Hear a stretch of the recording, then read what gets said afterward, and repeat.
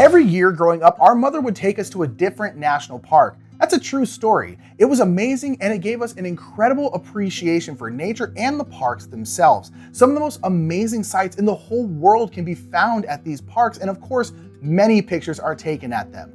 I wish I could reconstruct some of those sites, and now I can in PicTwist National Park Edition, which was designed by Richard Champion and published by the Op, who helped sponsor this video. Hi everybody, my name is Nick Murphy of the Brothers Murph, and we are here with BoardGameGeek.com. Well, I think it's time to put these iconic pictures back together, so let's get this game down to the table to learn how to play PicTwist National Park Edition.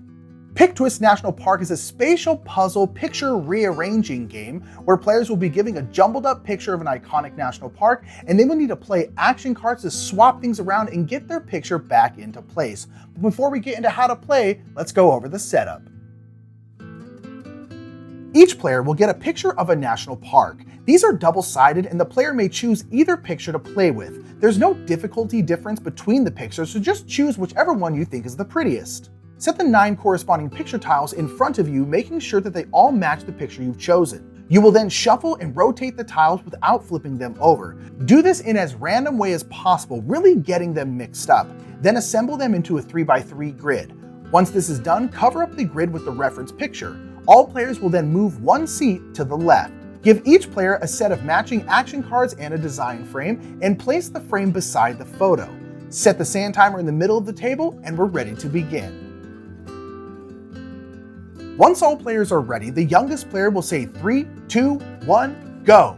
And all players will lift their reference photo and begin playing action cards to rearrange their puzzle. Players will place their action cards into their design frame. Once all players have done this, their action cards will activate and move the tiles in their puzzle. All cards will activate a specific tile, and so players will play cards in the exact location they would like to change. For example, if you wanted to rotate this tile here, you would need to put a green rotation action card here in your design frame. Your design frame follows the same 3x3 grid that your picture puzzle does. If you put an action card in between two spaces like this, it is invalid and will not activate.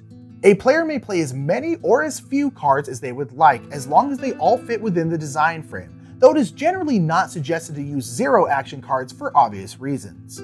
Once a player feels like they have optimized their action cards this round, they will cover their puzzle up with their reference photo and flip the sand timer. Everyone else will then get 30 more seconds to finish placing their action cards.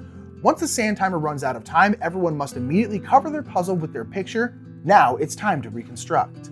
Now, starting with the player who flipped the sand timer, players will then activate all of their action cards one by one in standard reading order, starting in the top left and ending in the bottom right. So let's take a look at what these action cards do.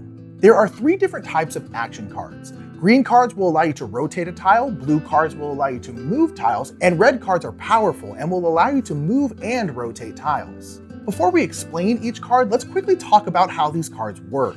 Each card must be placed in your design frame in the 3x3 grid. Where it is placed will dictate which tile it is activating. If you place it here, you will activate this tile. If you place it here, you will activate this tile. This is important because if you put a blue action card in a place where it can't swap with anything, then that card won't do anything. The active tile on a card is always the square that is filled in. So if you put this card here like this, the active tile is this one, and you will be swapping that tile with this one here. But there's no tile there, so this action card isn't able to do anything. So it's very important to pay close attention to where you put your action cards and how you orient them. Okay, now let's start with the green rotation cards. These 2 cards here will rotate the active tile either clockwise or counterclockwise. Make sure to always pay attention to which way the arrows are pointing. And this card here allows you to rotate the active tile a full 180 degrees. The blue cards will swap the position of tiles in your puzzle. This card allows you to swap the active tile with an orthogonally adjacent tile following the direction of the arrows. Remember that these are just straight moves, so no rotating. This card here allows you to swap 2 tiles that are diagonally adjacent following the arrows. This card allows you to swap 2 corner tiles with the tile in the middle not moving. This card does the same but with tiles that are on the opposite sides or corners as opposed to diagonal. And lastly, this card allows the player to move the active tile 2 spaces over, pushing the other tiles to fill in the spot vacated. And now we have the 2 red action cards. These are very powerful, so you may only use each once per game, and you may only use 1 red card per round. Once a red card is used, it is permanently discarded out of the game. This card here allows you to take the active tile and swap it with any tile in the grid. And this card allows you to swap the active tile with any tile in the grid, and you may rotate the active tile. The tile that is being swapped with may not rotate though. And that is all of the cards in the game. Once everyone has finished activating all of their action cards, if no player has finished reconstructing their photo, the round will reset with players taking their action cards back into their hand, and play will continue. But if one or more players have successfully reconstructed their photo, the game will end. If only one player successfully reconstructed their picture, they win the game. But if multiple people finish in the same round, the player with the most red cards still in their hand will win. If there's still a tie, whoever used the fewest action cards in the final round will win. If there's still a tie, whoever flipped over the sand timer will win. And if players are still tied, shake hands and play again, maybe this time with a slight variant. In the back of the book, there are a couple easy to use variants to shake the game up. And there's also a solo challenge mode, but I'll let you discover those on your own. And that is how you play PicTwist National Park Edition. PicTwist National Parks Edition is an easy-to-teach game that you can play with your whole family. It's a concept that all players, young and old, can grasp.